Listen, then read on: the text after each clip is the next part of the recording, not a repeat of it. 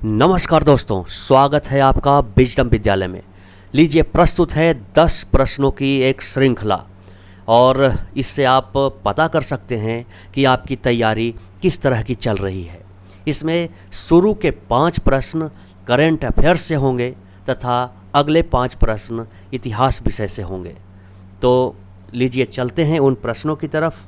आज का पहला प्रश्न है, अमरावती टाइगर रिजर्व किस राज्य केंद्र शासित प्रदेश में स्थित है? इसके ऑप्शन हैं तेलंगाना, आंध्र प्रदेश, महाराष्ट्र, मध्य प्रदेश। उपरोक्त में से कोई नहीं या एक से अधिक। ये महत्वपूर्ण प्रश्न है करंट अफेयर्स के। अमरावती टाइगर रिजर्व किस राज्य केंद्र शासित प्रदेश में स्थित हैं? आप चाहें तो वीडियो पॉज करके उत्तर लिख सकते हैं। हमें ये प्रश्न का उत्तर बताना है, तो इसीलिए सही उत्तर है ए, तेलंगाना।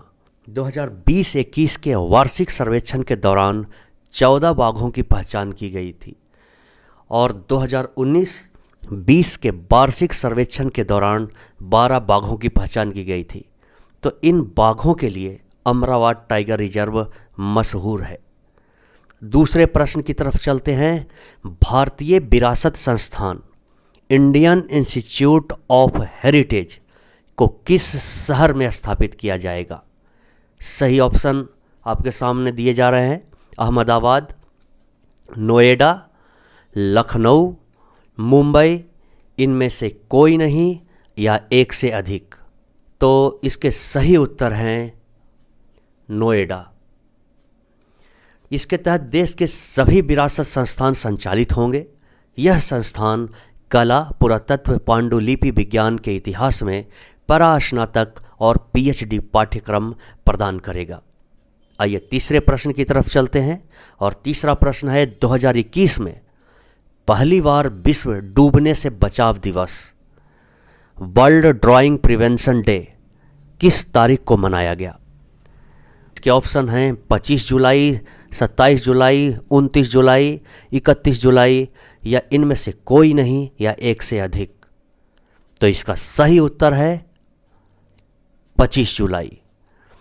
विश्व स्वास्थ्य संगठन WHO द्वारा समन्वित 25 जुलाई 2021 को पहली बार विश्व डूबने से बचाव दिवस वर्ल्ड ड्राइंग प्रिवेंशन डे मनाया गया। ये बहुत ही महत्वपूर्ण क्वेश्चन है, इसे ज़रूर याद रखिएगा। 25 जुलाई को विश्व डूबने से बचाव दिवस मनाया गया। आइए चलते हैं चौथे प्रश्न की तरफ। हाल ही में शुरू किए गए राष्ट्रीय लॉजिस्टिक उत्कृष्टता पुरस्कार नेशनल लॉजिस्टिक एक्सेलेंस अवार्ड से कौन सा मंत्रालय जुड़ा हुआ है?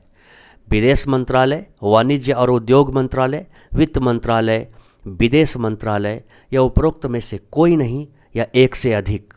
तो इसका सही जवाब है वाणिज्य और उद्योग मंत्रालय। आइए चलते हैं पांचवें प्रश्न की तरफ। आज़ाद की शौर्य गाथा प्रदर्शनी जिसका हाल ही में उद्घाटन किया गया किस स्वतंत्रता सेनानी के जीवन पर आधारित है?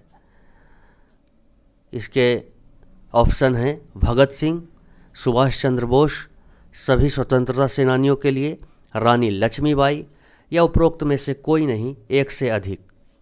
सही उत्तर है ई, चंद्रशेखर आज़ाद। केंद्रीय संस्कृति और संसदीय मामले के राज्य मंत्री अर्जुन राम मेघवाल ने आज़ाद की शौर्य गाथा का उद्घाटन किया। आज़ादी के 75 साल पूरे होने के जश्न पर यह मनाया गया। अब छठे से 10वें प्रश्न तक इतिहास के प्रश्न होंगे। तो आइए चलते हैं छठे प्रश्न की तरफ। स्वतंत्र भारत के प्रथम गवर्नर जनरल कौन थे?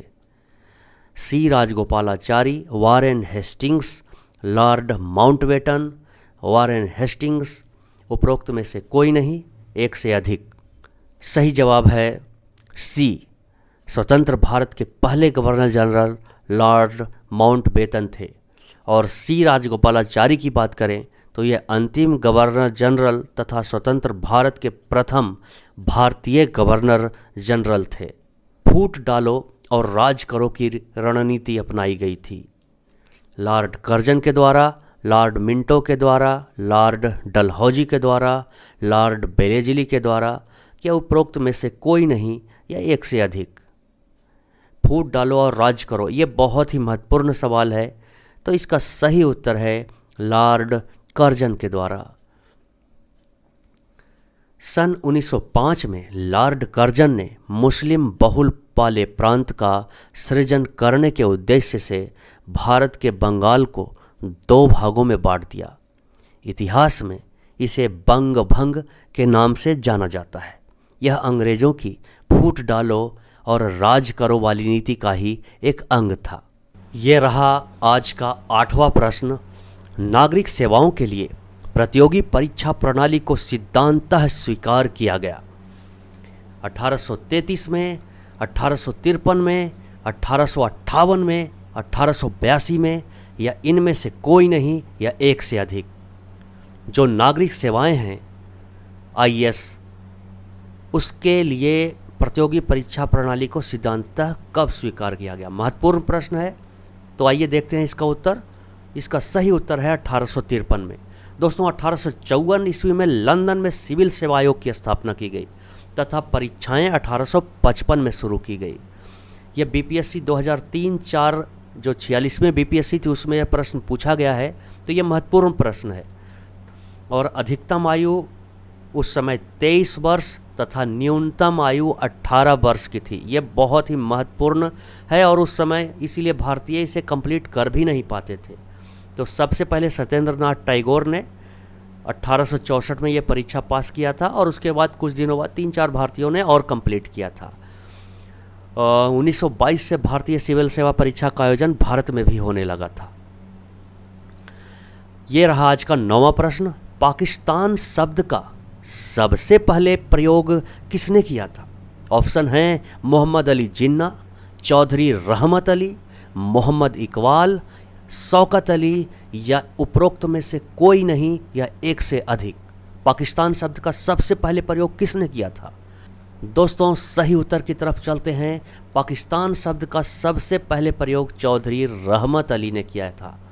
28 जनवरी 1933 को कैम्ब्रिज में पढ़ने वाले चौधरी रहमत अली नामक एक मुस्लिम छात्र ने now or never are we to leave Paris forever शीर्षक से एक पर्चा जारी कर पृथक राज्य पाकिस्तान की परिकल्पना तथा उसके नक्शे को जन्म दिया। आज का 10वां और अंतिम प्रश्न है, 1934 में कांग्रेस समाजवादी पार्टी की स्थापना किसने की थी? आचार्य नरेंद्र देव, जयप्रकाश नारायण, अच्युत पटवर्धन, जवाहरलाल नेहरू, उपरोक्त में से कोई नहीं या एक से अधिक? तो इसके सही उत्तर है उपरोक्त में से एक से अधिक। आचार्य नरेंद्र देव, जयप्रकाश नारायण और अच्युत पटवर्धन ने मिलकर 1934 में कांग्रेस समाजवादी पार्टी की स्थापना की थी। दोस्तों, ये वीडियो आपको कैसी लगी कमेंट करके ज़रूर बताएं। मिलते हैं नई प्रश्नों की श्रृंखलाओं के साथ। तब तक के लिए तैयारी करते रहिए। नमस्कार, जय हिंद।